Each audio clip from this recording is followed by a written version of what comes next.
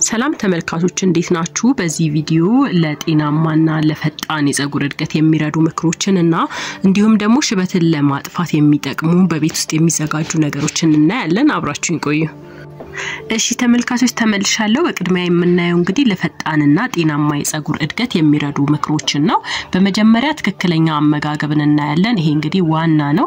ፀጉር ከውስጥ ነው የሚመነጨው። ስለዚህ የምንመገበው ምግብ ትልቅ ሚናን ይጫወታል ማለት ነው። ለምሳሌ ፕሮቲንን መመገብ ይኖርብናል በሰፊው። ፀጉር በአብዛኛው ከፕሮቲን ኬራቲን የተባለ ከፕሮቲን ነው እንግዲህ የሚመረተው። ስለዚህ በቂ ፕሮቲን መውሰድ አስፈላጊ ነው። ከፕሮቲን ምንጮች እንግዲህ እንቁላል፣ አሳ፣ ዶሮ፣ ከጥራጥሬ ደግሞ ምስር፣ ሽምብራና ባቄላ መውሰድ እንችላለን። ሌላው የሚያስፈልገን አይረን ነው። አይረን እንግዲህ ለፀጉር መነቃቀል ዋነኛውን መንስኤ የሆነ ነው የአይረን እጥረት ማለት ነው። ስለዚህ የአይረን እጥረት እንዳይኖርብን ከቀይ ስጋ፣ ከጎመን፣ ከምስርና ከዱባ ፍሬ አይረንን ማግኘት እንችላለን። ሌላ ቫይታሚኖችን ነው። ለምሳሌ ቫይታሚን B7 ወይንም ባዮቲን ማለት ነው ለፀጉር እድገት በጣም አስፈላጊ ነው። ይሄንንም ከእንቁላል ከለውዝና ከስኳር ድንች ማግኘት እንችላለን። ሌላ ቫይታሚን C ነው። ቫይታሚን C ሰውነታችን አይረንን እንዲመጥና እንዲጠቀም ያደርግለታል ማለት ነው። ስለዚህ ይሄንንም ከብርቱካን፣ ከሎሚ፣ ከቃሪያ ማግኘት እንችላለን። ሌላ ቫይታሚን D ነው። ቫይታሚን D የፀጉር ስር እንዲፈጠር ያደርጋል። ስለዚህ ከቫይታሚን D ደግሞ በዋነኝነት ከፀሐይ ብርሃን ማግኘት እንችላለን። ሌላው ቫይታሚን E ነው። ቫይታሚን E ደግሞ የደም ዝውውርን ለማሻሻል ይረዳዋል ማለት ነው ለፀጉር። ይሄንንም ከአቮካዶ ማግኘት ትችላላችሁ። ሌላው ዚንክ ነው። ዚንክ የፀጉር እድገትን እና ጤናን ይጠብቅለታል። ይሄንንም ስጋን፣ ሽምብራንና የዱባ ፍሬ መጠቀም ትችላላችሁ። ሌላው በቂ ውሃ መጠጣት እንግዲህ ለሰውነትና ለፀጉር ጤንነት በጣም ወሳኝ ነው ማለት ነው። እሺ ከምግብ ቀጥሎ ደግሞ የምናየው የራስ ቅልና የፀጉር እንክብካቤ ነው። የራስ ቅልን ማሸት ማለት ስካልፕ ማሳጅ እንግዲህ የራስ ቅል በየቀኑ ከ5 እስከ 10 ደቂቃ በማሸት የደም ዝውውርን ማነቃቃትና የፀጉር እድገትን ማፋጠን ይቻላል። ስለዚህ እነዚህ ኮኮናት ኦይልን ወይም ደግሞ ካስተር ኦይልን የሚመቻችሁን ቅባት ተቀብታችሁ ማሳጅ ብታደርጉ የበለጠ ውጤት ታገኙበታላችሁ። እንደገና ትክክለኛ ሻምፖና ኮንዲሽነር መጠቀማችሁን እንዳረሱ።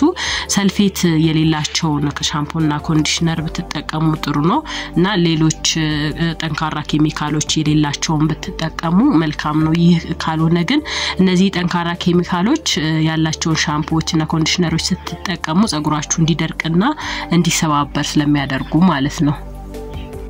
ሌላው ፀጉርን በልክ ማጠብ ነው። በየቀኑ ፀጉርን መታጠብ እንዲነቃቀል ያደርጋል።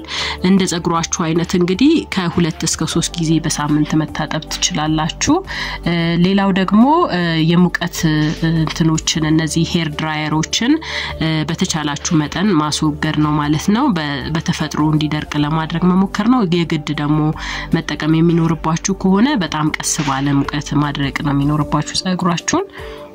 ሌላው ፀጉራችሁን ስታሲዙም ሆነ ስትሰሩ በጣም ጥብቅ አድርጋችሁ ወይ ሹሩባም ቢሆን በጣም ጉንጉኑ ጥብቅ ያለ ከሆነ እንደገና ደግሞ ስታሲዙም ውጥር አድርጋችሁ በጣም አጥብቃችሁ የምታሲዙት ከሆነ ለፀጉር መነቃቀል ምክንያት ሊሆን ይችላል። በሶስተኛ ደረጃ የምናየው የአኗኗር ዘይቤን ነው። እንግዲህ ጭንቀትን መቀነስ ይኖርባችኋል። ከፍተኛ ጭንቀት የፀጉር መነቃቀል ሊያስከስት ይችላል። ጭንቀትን በመቀነስ ስፖርት በመስራት ሜዲቴት በማድረግ በቂ ረፍትን በማድረግ ፀጉራችሁን መንከባከብ ትችላላችሁ። ሌላው ትዕግስትና ወጥነት ነው። እንግዲህ ፀጉር በአንድ ጀንበር የሚበቅል ነገር አይደለም። በአማካይ በወር ከ1 ሴንቲሜትር እስከ 1.5 ሴንቲሜትር ያህል ነው የሚበቅለው ማለት ነው። ስለዚህ ከላይ ጠቀስኳቸውን ምክሮች በትዕግስትና በወጥነት በመጠቀም የፀጉራችሁን ለውጥ ማየት ትችላላችሁ ማለት ነው።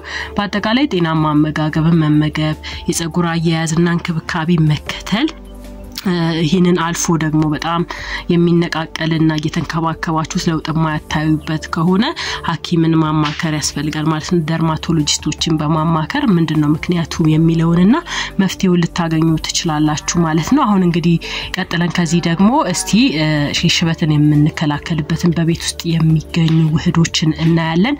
በድጋሚ እስከ መጨረሻው ድረስ አብራችሁን ቆዩ። እሺ ተመልካቾች አሁን ደግሞ እንግዲህ ሽበትን ሙሉ ለሙሉ በተፈጥሯዊ መንገድ ማጥፋት ወይንም ነጭ ሆነውን ጸጉር ጥቁር ማድረግ ባይቻልም ያሉትን ሽበቶች ለመሸፈን እንደገና ቀለማቸውን ለማቅለምና አዳዲስ ሽበቶች እንዳይወጡ ሂደታቸውን ማዘግየት ይቻላል ለዚህም የሚረዱ በርካታ ዘዴዎች አሉ ይህም ተፈጥሯዊ ዘዴዎች ናቸው እነሱን እስቲ ጥቂቶቹን አንደኛ ላይ የምናገኘው ሂና ነው ሂና ተፈጥሯዊና በጣም የታወቀ ነገር ነው እንግዲህ ሽበትን በቀላሉ የሚሸፍን ሲሆን ለጸጉርም እንደ ምግብነት ያገለግላል እስቲ አጠቃቀሙን ሂና ዱቄትን ከውሃ ጋር ከሻይ ጋር ወይ ከቡና ጋር አቀላቅላችሁ እንደ ሊጥ አድርጋችሁ ታቦኩትና ከ4 እስከ 6 ሰዓት ያህል ታስቀምጡታላችሁ ከዛ በኋላ ተቀብታችሁ ደግሞ ከ1 እስከ 3 ሰዓት አቆይታችሁ በደንብ መታጠብ ነው ማለት ነው ሂና ለጸጉር ቀይ ቡኒ አይነት ቀለም ይሰጣችኋል ሁለተኛው ላይ አምላን እናገኛለን አምላ በቫይታሚን ሲ እና በአንቲኦክሲዳንት የበለጸገ ነው ይህም ደግሞ እንግዲህ ቀለም ለጸጉር ቀለም የሚሰጠውን ሜላኒን የተባለ ንጥረ ነገር እንዲመረት ያግዛል ማለት ነው አጠቃቀሙን ስናይ የአምላ ዱቄትን ከኮኮናት ዘይት ጋር በመቀላቀል በትንሽ እሳት ሞቅ ማድረግ ነው ከዛ በኋላ ዘይቱን አጥልላችሁ እስኪቀዘቅዝ መጠበቅ ከዛ በኋላ ቆዳና ጸጉራችሁን በደንብ በማሳጅ አድርጎ መቀባትና ለአንድ ሰዓት አቆይቶ መታጠብ ሶስተኛ ላይ ብላክ ቲ እናያለን ጥቁር ሻይ ውስጥ የሚገኘው ታኒክ አሲድ እንግዲህ በጊዜ ሂደት የጸጉርን የማቅለም ባህሪ አለው 2 የሾርባ ማንኪያ ጥቁር ሻይ በአንድ ብርጭቆ ውሃ አፍልቶ እስኪቀዘቅዝ መጠበቅ ነው ከዛ በኋላ ጸጉርና ቆዳችሁን በደንብ የራስ ቅላችሁ ለሽታ አድርጋችሁ ተቀቡትና ለአንድ ሰዓት አቆይታችሁ ያለ ሻምፑ መለቃለቅ ነው አራተኛው ቀይ ሽንኩርት ነው ቀይ ሽንኩርት መመለጥን ከመከላከል ባሻገር በውስጡ ባለው ካታሌስ ንጥረ ነገር አማካኝነት የጸጉር ቀለም እንደነበረ እንዲቆይ ጥቁር እንዲሆን እንደሚያደርግ ጥናቶች ይናገራሉ አጠቃቀሙን አንድ ሽንኩርት በመፍጨት ጁሱን የራስ ቅልና ጸጉርን በደንብ ማሳጅ አድርጎ መቀባት ከዛ በኋላ 30 ደቂቃ ቆይቶ መታጠብ ለሽታው ደግሞ ትንሽ ሻምፑ ብትጠቀሙ ይቻላል አምስተኛ ላይ ኮኮናት ዘይትና የሎሚ ጭማቂ ነው የምናየው ይሁድ እንግዲህ የጸጉርን ጤንነት ከመጠበቅ ባሻገር ሽበትን ለመከላከልም ይረዳል እንደ ጸጉራችሁ ብዛት መጠን ኮኮናት ዘይት በትንሽ ሎሚ ጭማቂ ጋር አድርጋችሁ የራስ ቅላችሁንም እንደገና ጸጉራችሁንም በደንብ ቀብታችሁ ለአንድ ሰዓት አቆይታችሁ መታጠብ ነው ስድስተኛ ላይ የጥቁር አዝሙድ ዘይት ነው እንግዲህ የጥቁር አዝሙድ ዘይት ጸጉርን መሳሳትን እንዲሁም ያለ እድሜ የሚወጣ ሽበትን በመከላከል ይታወቃል አንድ የሾርባ ማንኪያ የጥቁር አዝሙድ ዘይት በአንድ የሾርባ ማንኪያ የወይራ ዘይት ቀላቅላችሁ ጸጉራችሁን እንደገና የራስ ቅላችሁን ሽታ አድርጋችሁ ለአንድ ሰዓት አቆይታችሁ መታጠብ ነው ማለት ነው በአጠቃላይ እነዚህን ዘዴዎች አንድ ጊዜ ብቻ ተጠቅማችሁ ለውጥ ላታዩ ትችላላችሁ ውጤታማ እንድትሆኑ በሳምንት ቢያንስ ለሁለት ጊዜ ያህል መጠቀም ይኖርባችኋል ማንኛውም አዲስ ነገር ከመጀመራችሁ በፊት ደግሞ ቆዳችሁ አለርጂክ ይኖረው አይኖረው ትንሽ ቦታ ላይ አድርጋችሁ አለርጂክ እንዳላችሁና እንደሌላችሁ ማረጋገጥ ይኖርባችኋል እንግዲህ ሽበት በዘርም ሊመጣ ይችላል በጭንቀት እንዲሁም በአመጋገብ እጥረት ሊመጣ ይችላል ስለዚህ ጤናማ አመጋገብን መከተል በቂ እንቅልፍ መተኛ ጭንቀትን ማስወገድ ከፍተኛ ሚናን ይጫወታል ማለት ነው